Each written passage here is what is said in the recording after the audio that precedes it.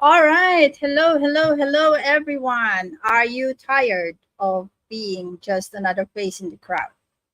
Today, we're unlocking the secrets to media domination, right? Learn how to get seen, be heard, and most importantly, get paid.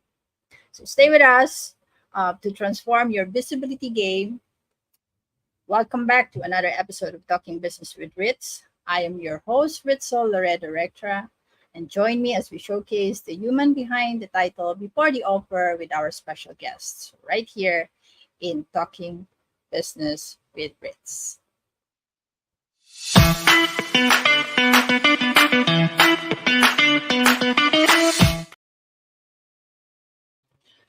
All right, we are now in the Know the Expert segment, and we are streaming this episode live using StreamYard, the platform that makes hosting live shows effortless. All right, so if you're curious about hosting your own live stream, check out the link in the description to know more. All right, now get ready to be amazed. Let's meet our expert today, Miss Leah Forney. She is a visibility activator from Purposeful People. And she's a 9-time published author and a sought after professional speaker who helps women entrepreneurs shine in the media spotlight. All right, now let's dive into and let's welcome. Let me add her on stage. Let's welcome Leah M. Forney. Hey. All right. Okay. Hi. Welcome to the show. And how are you today, Miss Leah? I'm good, Ritz. How are you? Doing great. And as usual, butterflies in the stomach. You got this, girl. You got this. All right. Now let's find out more about the person behind the title. Are you ready, Miss Leah? I'm ready. Let's do it. All right. Now the first question is, let me just put you on spotlight. Here we go. Who is Miss Leah M. Forney as a person? Oh, that's such a good question. So Leah M. Forney as a person, she's a mom. She has 3 bonus children that she loves absolutely dearly. She's a significant other. She is a native of New York. So shout out to all the New Yorkers out there. I am the oldest girl of 6. I'm an auntie to 12. And I just like my favorite title more than anything is just being a woman of God. Like I am a woman of God. I'm a CEO of Purposely Faithful. I'm the creator behind the Boss Woman Pitch brand. And I'm just a woman out here just living life to her fullest. And that would be who I am. Right. Now, could you briefly let us know how did your path begin as a visibility activator? Yeah. So I was a first time published author back in April 1st, 2017. I released my very first book. And when I released the book, I was like, okay, God, I have this book, I have this message, but I don't know how to make impact with it. Like, how do I get it in front of people? Because at that time, family and friends were buying my book, and that was great. I appreciated the support, but I knew the book that I wrote was for a specific audience. So I started researching like different ways that you can leverage a book and different ways that you can make impact with your book. And I stumbled across media. And so I was like, oh, that's interesting. Let's see what happens. And so my very first media interview as a new author was actually a late night radio show. And that happened because of Facebook. So I was having a conversation with a woman who was a therapist who had a radio show called Drive By Therapy. And she asked a question on her Facebook, like, what was the best day of your life? And I had responded, and I was like, the day that I was able to forgive my mom for abandoning me because of her drug addiction. And she DM'd me and was like, oh my God, would you be willing to like call into my radio show tonight and tell your story? And so I was like, Sure. Like, never did an interview a day in my life. And so from there, I started connecting with other authors who were trying to do the same thing. And so every time they Mhm. would be interviewed, they would like refer me. And then after Wow. that, I was just like, okay, I got to figure out how to get this on my own, right? Like, what do you Right, do right. when you want media attention? So I started doing some more research, and that's when I learned that the art of pitching. And so I self-taught myself how to Uh-huh. pitch to the media. And from there, I've been super successful. It's 7 years later, and I've been featured over 200 times in the press. Wow. Was there any like any challenges that you faced and any lesson learned while you're starting as Yeah, an I think the artist? biggest challenge was trying to figure out what to say, right? So, like, I will tell you, my very first pitches probably were horrible because I think I overself. And that's because I just Mm-hmm. didn't know what to say. So I thought I was supposed to like deep dive into my story in a pitch, right? And so even though it landed me media Right. in, interviews, it just wasn't what a pitch was. So the biggest challenge was really learning like what do you actually say in a pitch? How do you make it short and sweet? How do you write a caption or a subject line that's going to grab their attention? And all of those things came with like trial and error of me like testing and trying different things. So starting out, it was really just like, okay, if you're going to pitch to the media, what are you going to say? And that was something I did not know. Exactly, exactly. I think I have the same problem like yours. People. Alright. Okay, now I'm really, really fascinated, hearing the stories behind how our guest or how my guest right now, Miss Leah, had started. So it really helps us to understand who they are really today. On and then let's get to know Miss Leah on a more deeper personal level. Are you ready for the lightning round of fun questions? Let's go. All right. First question would be, what is your favorite word and why? Oh, what is my favorite word and why? Yeah. Today I would say probably when I'm like, child.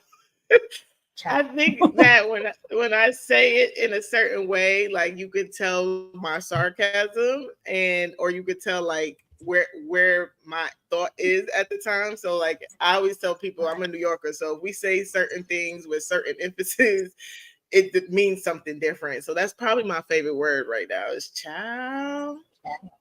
All right. Okay. Now, what is your favorite book that you've written?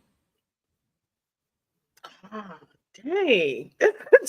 So like all my books are my babies, right? And if you're a mom, you understand Right. this, right? Right. So it's very hard to select your favorite. But if I had to select one, I would probably say my ninth book, which is called Boss Women Pitch. And BOSS is Mm-hmm. actually an acronym. It stands for Bold, Ambitious Women Seeking Exposure. And so that book is my favorite book because over the years, people have asked me, Leah, how have you done it? Like, how have you increased your visibility, been featured over 200 times, hit Uh, national news? yeah. Like, how have you done it? And so that book, I literally give the 9 steps that I took to go from this first time struggling, undiscovered author to now this sought out professional speaker and trainer. So that is probably my favorite book because it's for the women entrepreneur. Men too. I'm not going to say men can't read it, but it really gives you the blueprint that I took to go from where I was 7 years ago to where I am 7 years later. Wow. Nice. All right. Now, what is your favorite way to unwind after a long day? Oh, that is so good. For me, I'm a candle girl. So a Mm-hmm. good unwind is like me lighting one of my favorite candles, probably Mm-hmm. turning on some music. I love a good like dance break. So anytime I could just shake my tail for no reason, that is probably a good Right. way that I unwind. Definitely spending time with my kids and my hubby. Those are probably the 2 best ways that I love to unwind. All right. Now, early bird or night bird? Night owl. Oh, I'm gonna have to say night owl because I cannot stand getting up early. Even though I get up early, like my body naturally wakes up early. But I personally do not. I am not a morning person Not a morning at person. all. All right. Copy that. Now, beach vacation or cityscape? Ooh, definitely the beach. I'm a city girl. I was born in New York, so anytime I could get out of the city and be by some water, I'm content. So give me a beach vacation any day. All right. Dogs or cats? Oh, dogs, hands down. I'm a dog lover. I really want a dog right now, and me and my hubby are kind of Mhm. going back and forth about this because he's a reptile person. He loves snakes, and I'm Okay. like, snakes and dogs are two different ththings. Like, Yeah, no. totally. All right. Now, what's the best piece of advice you've ever received? Hmm. Wow. You know what? I think the best piece of advice and something I still live by is do it afraid. Like, I think oftentimes we let fear keep us stuck. And Mhm. really, I've learned over the years to just do it afraid. Like, the more you do it, the more you release fear anyway. So that would probably be the best piece of advice I've ever gotten. Just do it afraid. All right. Now, what's your favorite thing about being a visibility activator?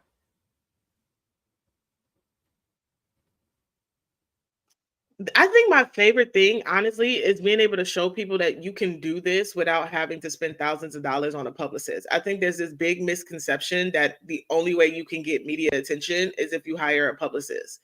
And Mm-hmm. that's not true. Like, you can literally teach yourself how to pitch. You can literally find a media outlet and pitch to them and be successful.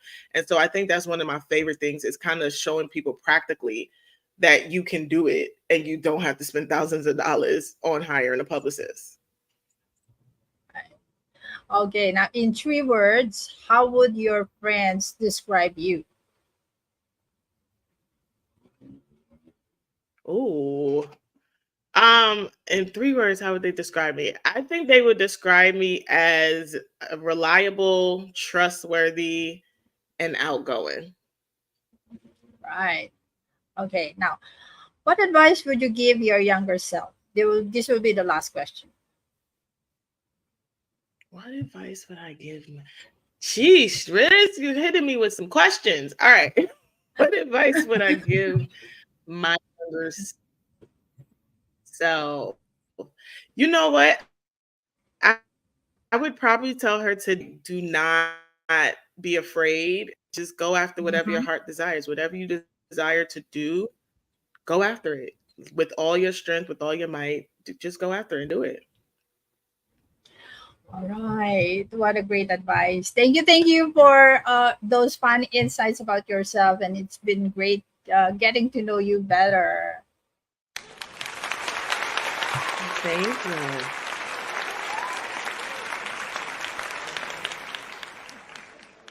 All right. Now it's time for the next part of the show. Let me just get that ready. Okay, now before we dive deeper, if our audience, if you're liking what you see, please hit the like button and subscribe. And for those watching live, keep those questions coming for the Q&A session. Now, let's dive right in. Here we go.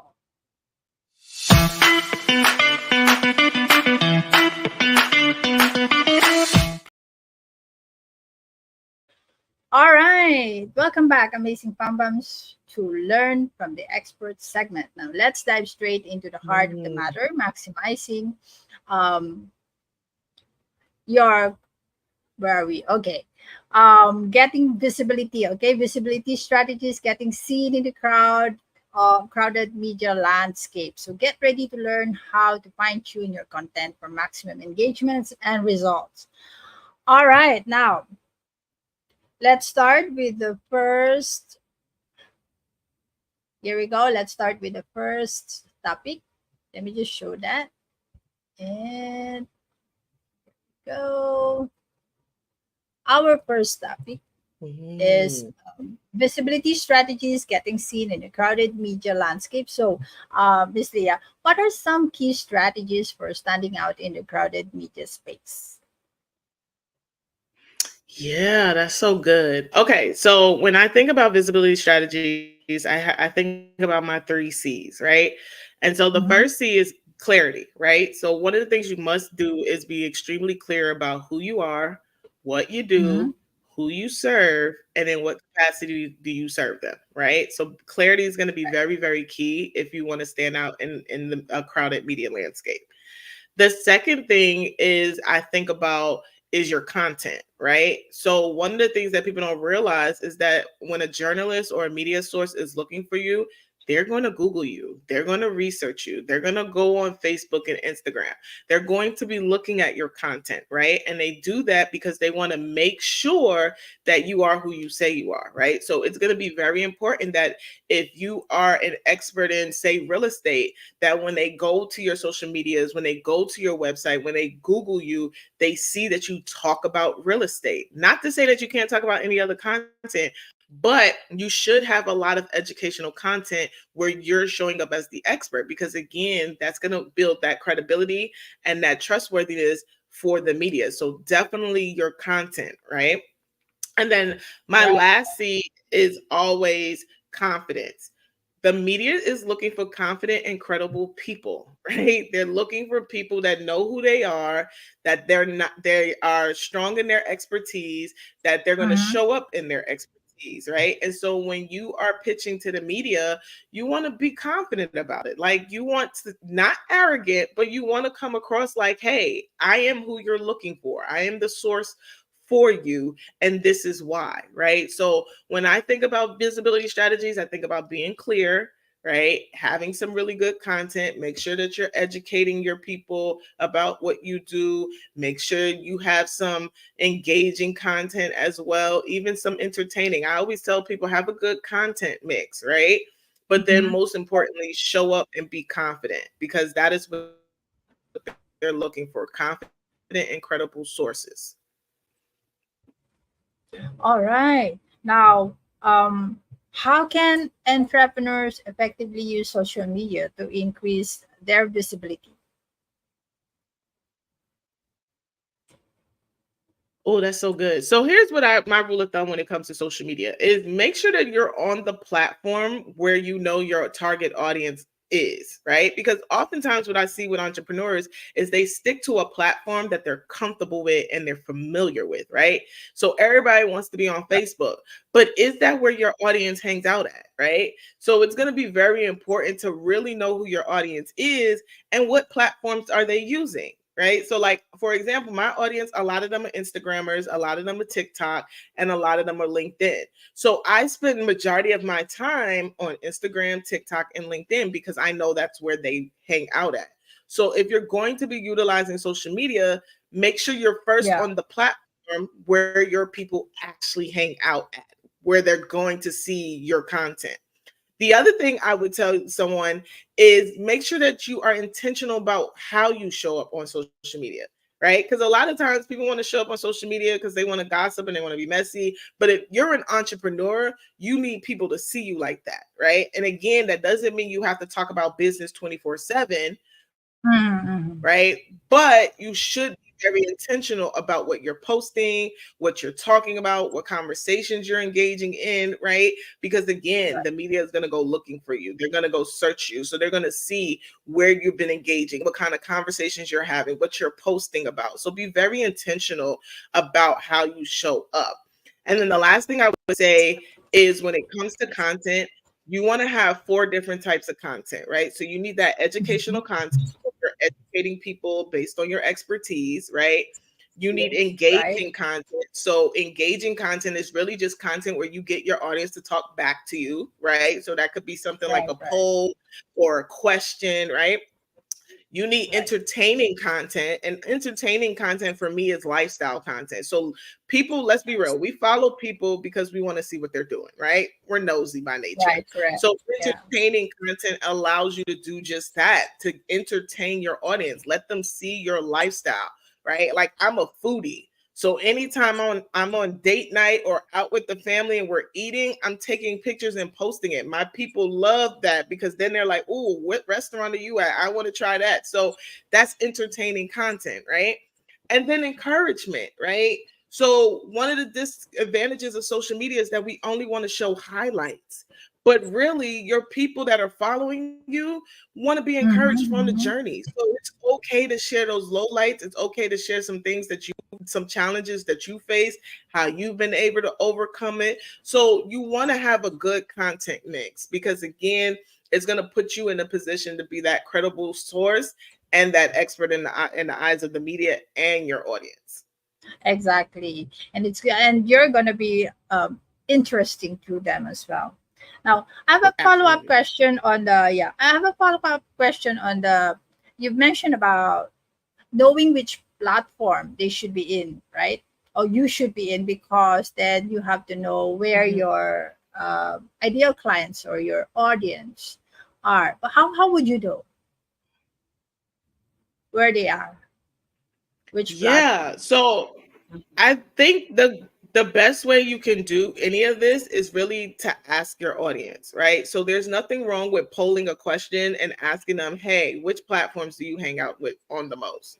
Right? Or where do you find that even when it comes to media, like what type of media do you engage in, right? Because that's going to help you to know the type of media outlets you should be on. So like I know my audience, 90% of them are podcast listeners. So 90% of my interviews have been on podcasts because they're the type of people that like to press play and go and do what they have to do. So I Yeah. always suggest asking the people that you're targeting. What social media platforms do you find that you're the most engaged on? What social media platforms are you the least engaged on? What type of Mm-hmm. media sources do you like to consume? Those are like really three really good questions that will give you enough data so that you know where to actually hang out, where to actually show up, right? Some people, if Right. they're on Facebook, they're in groups like yours, right? Like they're not on Facebook, but they're hanging out in groups. So you need to know that. And so the best person to go to is exactly who you're targeting because they're going to be able to give you that data and then you take it and you use it and you show up where you need to show up. Good. All right. Now, in your experience, what role does storytelling play in enhancing your visibility?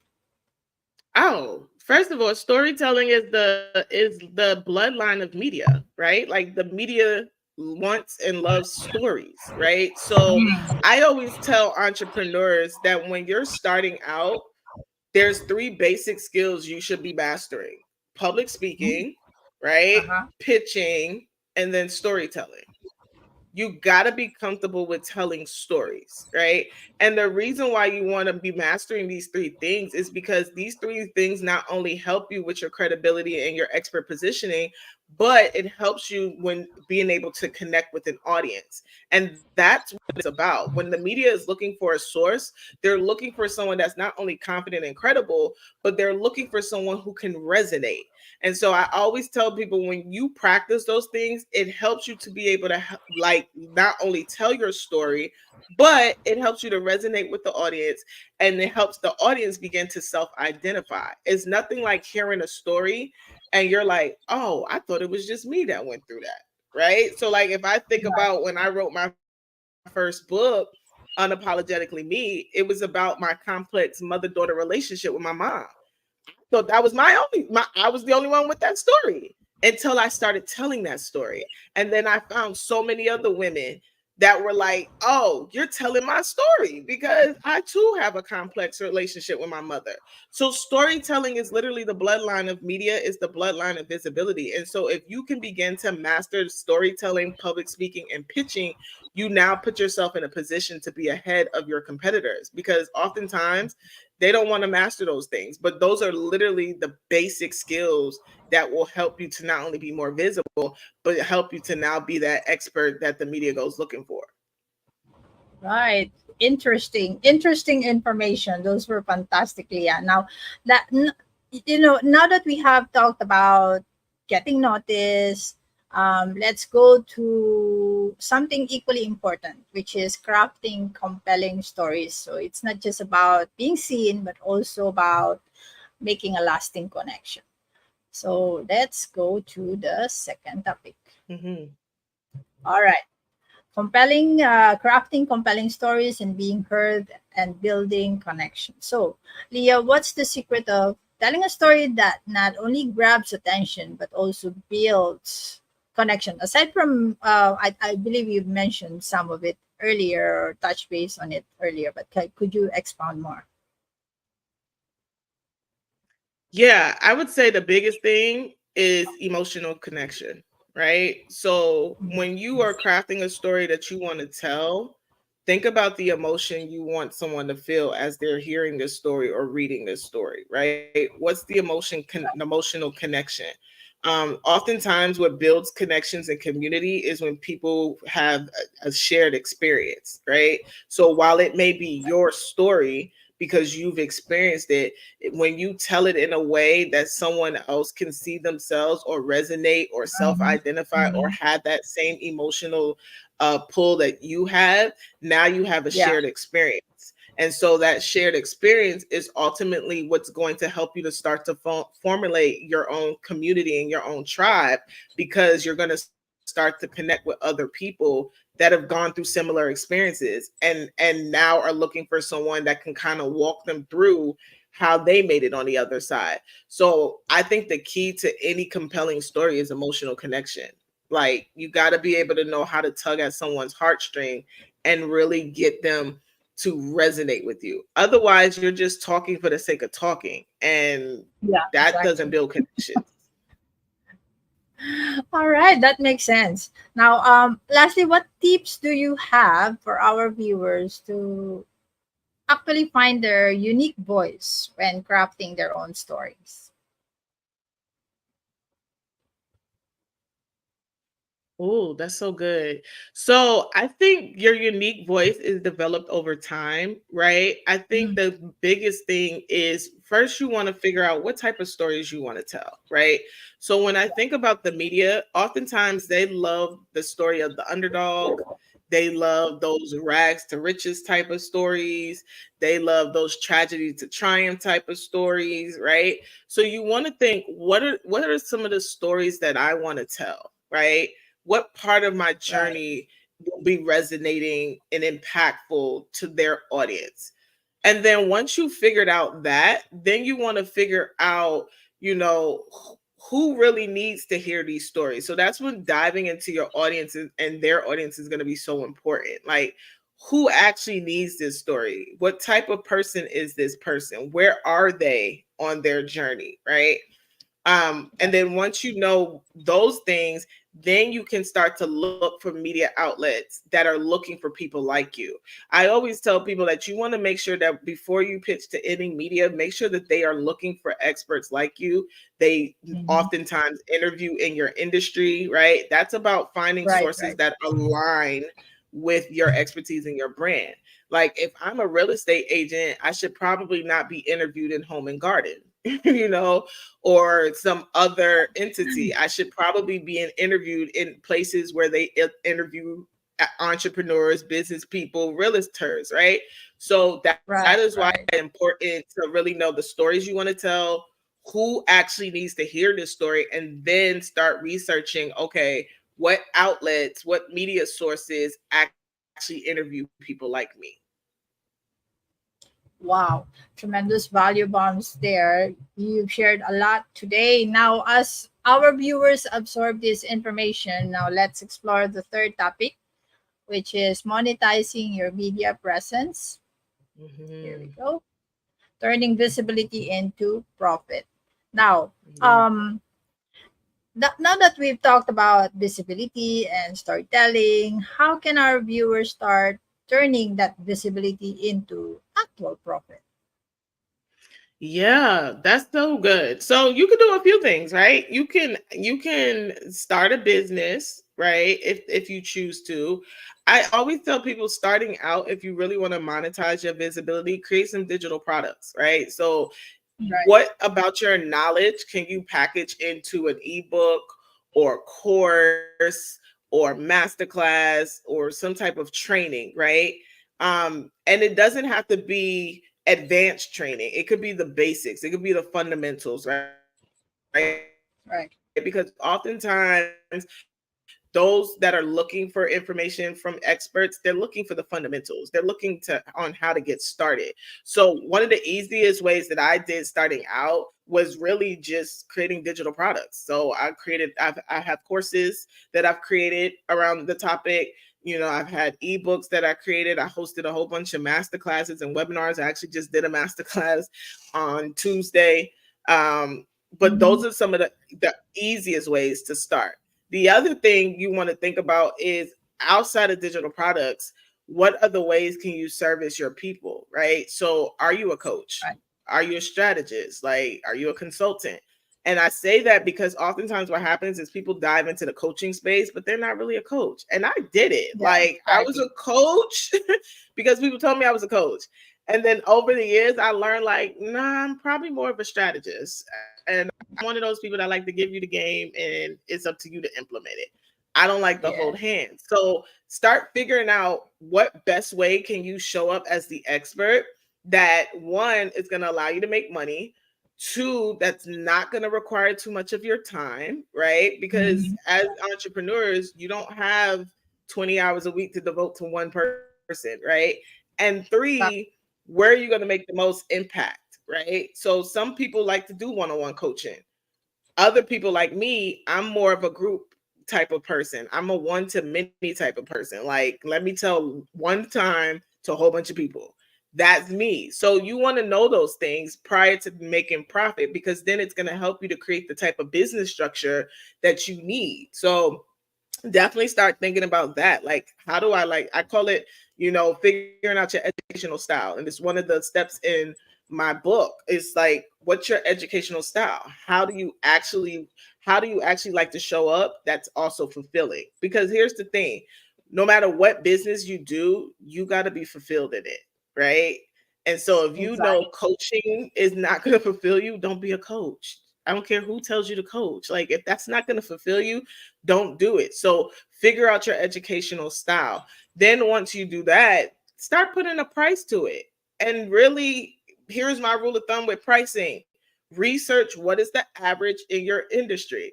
Because here's what a lot of Mm-hmm. people Mm-hmm. do starting out, they underpay themselves and they undercut themselves. So you have this incredible product, but you're like, oh, I'm going to sell it for $25. Why? Right. Right? So do some research, figure out what are people paying in that industry. And here's the other thing this big myth. The least amount of money does not mean you're going to get the most people. Because oftentimes we think, oh, if I charge less, that means that more people are going to buy. It's actually doing the opposite because when people see low numbers for something that's supposed to be high value, what they Yeah, think is, what are you going to teach me for $25? exactly. So don't undercut yourself starting out because you think that's what you have to do. I can tell you from experience that in 6 months in 2022, I made $20,000 in my business because I increased my prices. I went from undercutting myself to it became like $3,000 to work with me, and people had no problem paying it. So don't ever undercut yourself when it comes to making money in your business because you Right. think that if I go low, I'm gonna get the most people. It's actually doing the opposite. You're actually gonna get people to be repelled versus people that are going to be attracted to you. So those are the things that I would say. Definitely know, figure out a digital product, figure out your educational style. How do you best want to show up? And then make sure that when you're pricing, you are pricing for profits and not just pricing so that you cover your expenses in your business. Right. So, pricing very low, right? When, like for me, if I buy a course and the price is very low, so that means the investment is not so, it's not gonna hurt me a lot if I pay out that much, very low. Mhm. So that means my investment in terms of time won't be that committed because it's just this much amount, and maybe later, maybe until I'm not able to finish the course and I'm not able to Yep. implement. So it's like, you know, yeah. So we kind of attract a lot of that kind of people when we do charge low and we give more in terms Yeah. of, what we teach and, what we actually share to our client. Yeah, absolutely. And I would also say don't be afraid to charge like out the gate, because the other thing that we like to do is we like to give, right? So we want to do everything for Exactly. free, but free attracts a certain type of people, right? And I always tell people that free doesn't stretch your faith, right? When you actually have to invest in something and pay high ticket for something, there's a stretching that happens to you, right? Especially Oh, if you've never spent that amount of money. So you have to rely on something bigger than yourself to make sure that you actually do it. Plus, when people invest high ticket level, they're more committed. Like yeah. my last Exactly. coach cost me $7,000. I was at Wow. every session. I did every assignment. I was more committed at $7,000 versus I've been in programs that might have cost me $200. And I was like, all right, I'll get to it when I get to it. Yeah. So that's the psychology around numbers, right? The more money somebody pays for something, the more value they perceive. The lower they pay for something, the less value they perceive. So when you know that Exactly. out the gate, you should be charging high prices.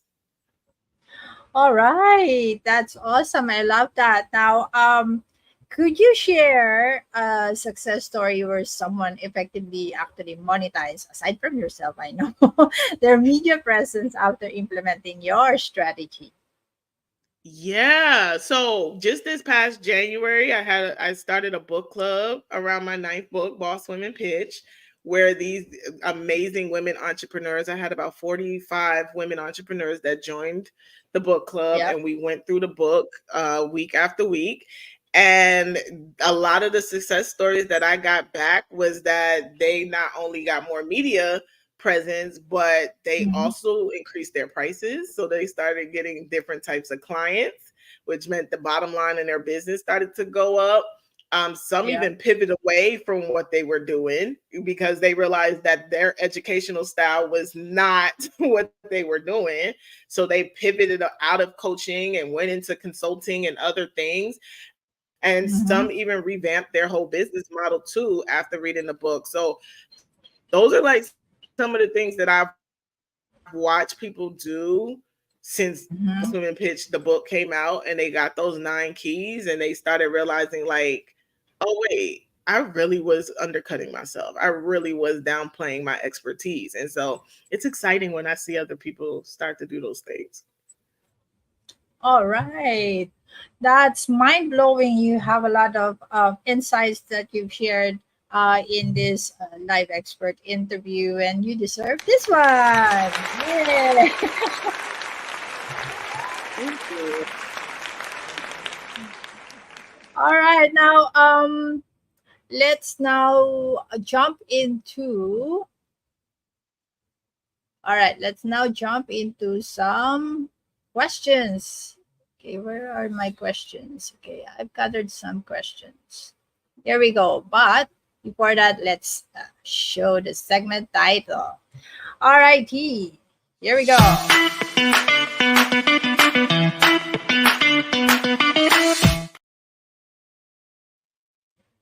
All right, first question. Okay, I'm Mhm. just starting out. So, what's the first step to get noticed in a crowded media space? Oh, good question. Get visible. Start showing up on social media, positioning yourself as that expert, letting people know what you do, educating them about your expertise. That would be my Mhm. first thing that I would tell you to do. Be very visible. Definitely just show up and educate. Educate around your expertise, educate about the story behind why you started your business. Start practicing those 3 skills that I talked about: storytelling, public speaking, pitching, which means you'll probably have to do lives, right? Let people hear your Mhm. voice, see your voice. But that would be the first thing I would say is start getting visible, get up on social media, go live, educate, let people know what your expertise are.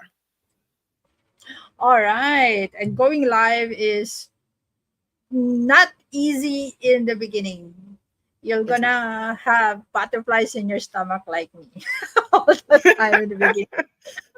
But when you started, when you hit that live button and you go through it, every day practice it, and then you're gonna be like, okay, it's just a walk in the park after you hit that live button. Yeah, absolutely. Even if I would say go live and just share one tip, right? Like I remember my earlier lives, it was literally I probably was on live for like 5 minutes and then I Mhm. increased it. So start slow, start low, challenge yourself for at least 5 minutes, share one tip related to your expertise, and then build from there. Right. Okay, now next question. Um, how do I know if my story is compelling enough to grab people's attention? Oh, that's such a good question. I would say practice telling your story with family and friends and then pay attention to their reactions, right? So Ooh. once you decide the type of story you want to tell, start telling it, Mhm. right? Ask family and friends, hey, I want to practice telling this particular story. And I just want to know, get some feedback from you and just keep practicing it and see how they respond. What are their reaction? Do they get emotional? Are they staying focused on what you're saying? Have you grabbed their Mhm. attention? Those are some things that I would say will help you to be able to determine what parts of your story you might need to be more, you might want to emphasize in or Yeah, and make it really stand out.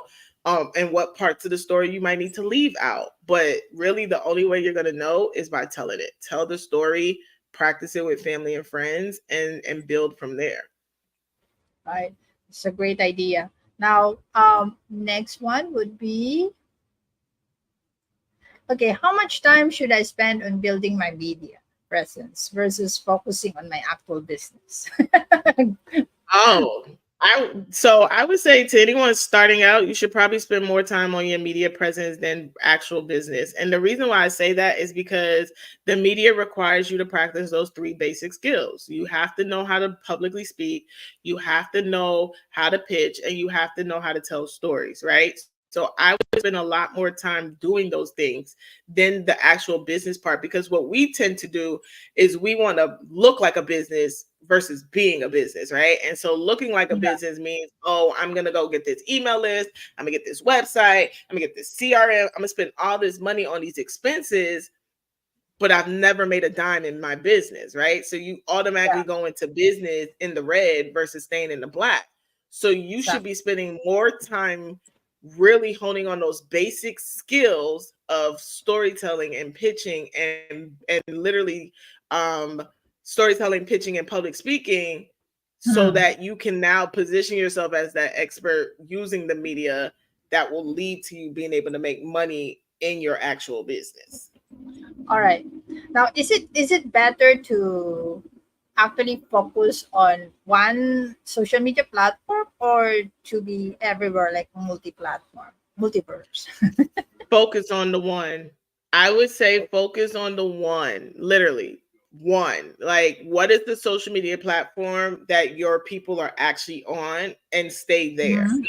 Give yourself 6 months to a year to really build over there and dominate over there and be that expert on that platform. And then you can add something, right? But when you try to juggle multiple places, you're going to Yeah, burn yeah, yourself true. out. You're going to be and you're not going to get the results and the impact that you're trying to make. So absolutely pick the one place that you know your people actually are there and show up there for the next 6 months to a year. Exactly. So me as a content creator, mostly my clients would want to post everywhere, right?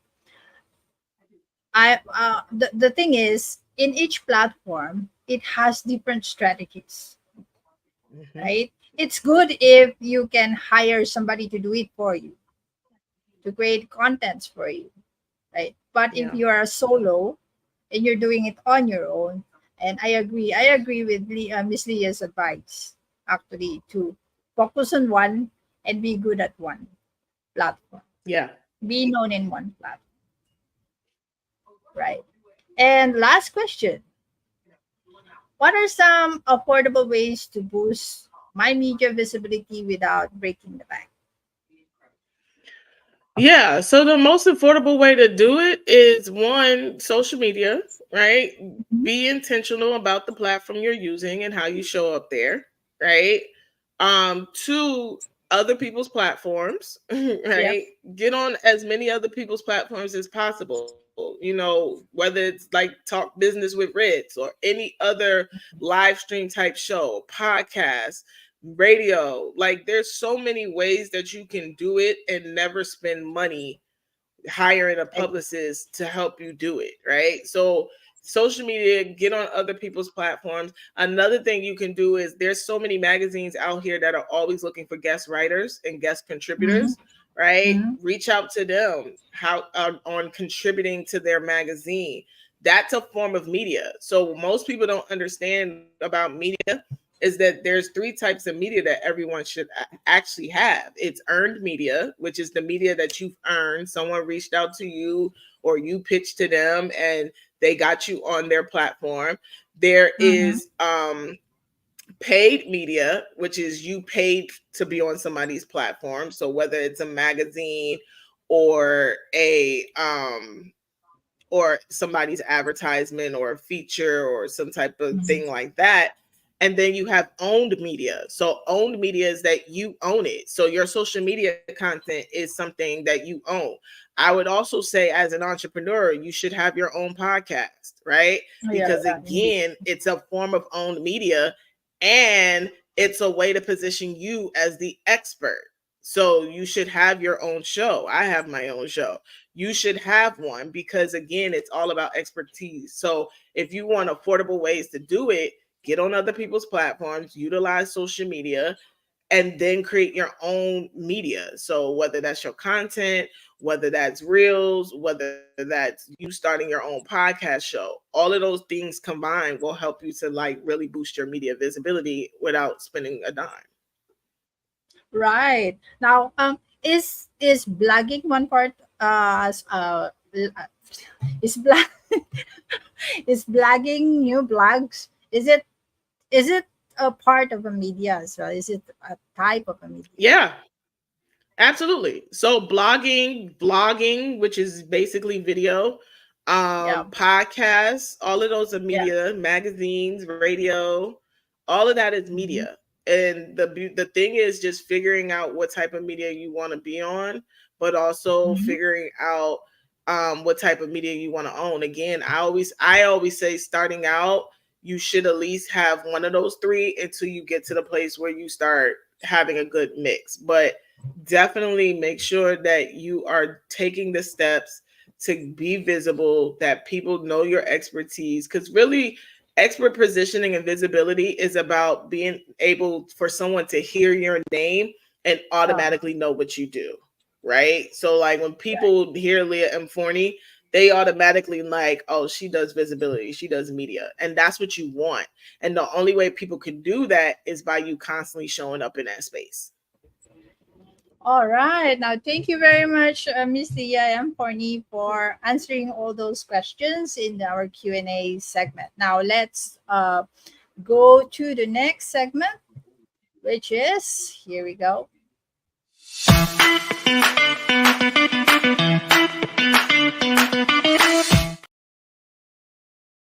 All right, welcome back, fantastic Pambams. He is here. We are here in the last segment of the show. Here's the recap from the previous segment. So in today's episode, we've managed to get a glimpse of Miss Leah's personal life in the Know the Expert segment, and in the Learn from the Expert, we've learned how important it is to stand out in a crowded media landscape. So, the power of storytelling to connect with our audience and the steps to turn that visibility into profit. All right, now it's all about being seen, heard, and making it count. We are now in the Work with the Expert segment where our audience will know how they can make the most of Miss Leah M. Forney's expertise. So, Miss Leah, could you share what services you offer as a visibility activator? Yeah. So I currently right now what I do offer people is VIP days, which is really anywhere from 4 to 8 hours to work with me on really coming up with a visibility strategy. Within Mhm. that time, we get together. I do what I call my digital footprint audit, which is basically an audit where I look to see what is out there under your name, right? And I do that because again, that is what the media is going to do, right? So once we do an audit together, we come up with a concrete visibility action plan that will help you for 30, 60, and 90 days. So 30 days from working together, these are the things that you should be doing to increase, 60 days and 90 days. So that's one way that people can work with me. The other way that people can work with me is I'm currently helping some new authors get started with writing and publishing their book as well as increasing their visibility. So I have a Mhm. package called Pages to Press where people can come work with me one on one, get their book written, and also secure at least 3 media opportunities with working with me. So those are like the two ways that people can work with me. I'm always booked, open to being booked on someone's show. I'm always open to being a speaker for someone's event. So I always tell people if you go to my website, leahmforney.com, you can get all that information or email me at info@leahmforney.com and let's have a conversation on how the best I can serve you. All right, great. And for social media, you can reach her at DM Forney everywhere. Yep, everywhere. All right, now to all our viewers, if you want to work with Miss Leah M. Forney and begin your visibility journey, make sure to explore her offers and services. You can reach out to her through her website and social media. And please don't pass this chance to collaborate with her. Get in touch with her right after the show. All right, now let's take a second to remember all the great stuff that we've talked about with Ms. Leah M. Forney today. So don't forget, putting these ideas into action is how you make real progress. All right. Now, Ms. Leah, thank you very much for sharing your insights today, your expertise with us today, and we'd love to have you back on the future Thank, episode of Talking Business with Ritz. thank you for having me, Ritz. All right, ladies and gentlemen, Miss Leah M. Forney.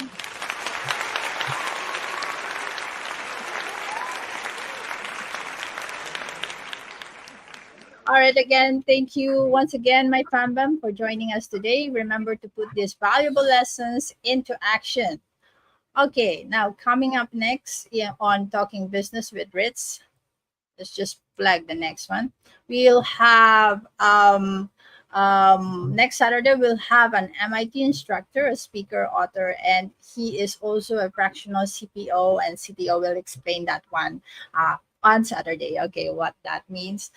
All right, now he will be talking about what's new in content marketing.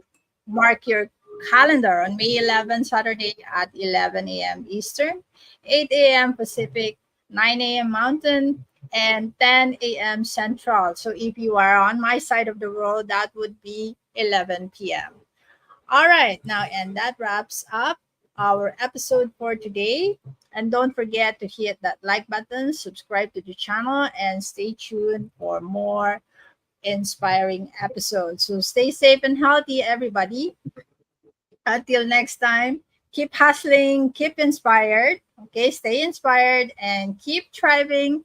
This is Ritzel Loredo-Rectra and our expert guest, Leah M. Forney, and continue talking business with Ritz. Bye, everybody.